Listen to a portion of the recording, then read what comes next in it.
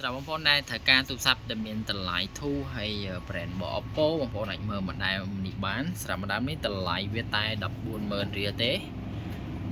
អញ្ចឹងរូបរាងរបស់គេគឺនៅប៉ុណ្ណឹងណាអូខេបងប្អូនអញ្ចឹងសម្រាប់បងប្អូនដែលត្រូវការទូរស័ព្ទដែលមានតម្លៃធូរថ្លៃ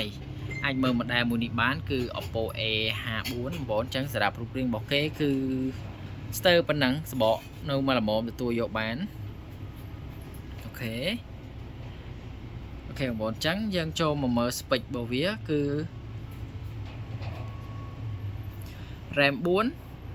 128GB បងប្អូនសម្រាប់អីវ៉ាន់នេះគឺអែមមែនតើតម្លៃធូរថ្មកាន់សេវាល្អដាក់ SIM បាន2ប្រើ Wi-Fi អីគឺមកអែមណាថាច់ការបញ្ជាអីគឺ smooth តែម្ដងឥឡូវយើងមកមើលកាមេរ៉ារបស់វាវិញបងប្អូនអញ្ចឹងសម្រាប់កាមេរ៉ារបស់វាអូខេបងប្អូនឃើញហើយសម្រាប់កាមេរ៉ាក្រោយគឺច្បាស់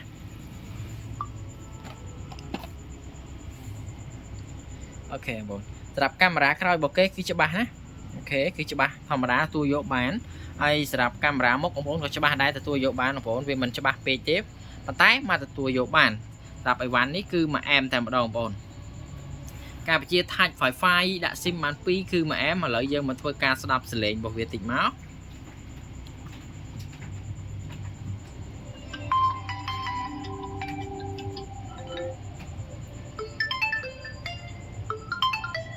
អូខេអញ្ចឹងបងប្អូនឃើញហើយគឺសលេងបងប្អូនលឺហើយសលេងរបស់វាគឺវាលឺមកល្មមមកដូចជារួមសលេងរបស់វាគឺលឺខ្លាំងតែម្ដង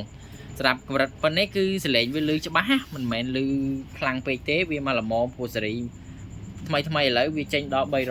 ហើយសេរីខ្លះវាមានសលេងរហូតដល់ 300% អានេះវាសលេង 100% ធម្មតាទេហើយសម្រាប់បងប្អូនដែលត្រូវការអាចតំណតំណមកកាន់លេខរបស់ហាងបានណា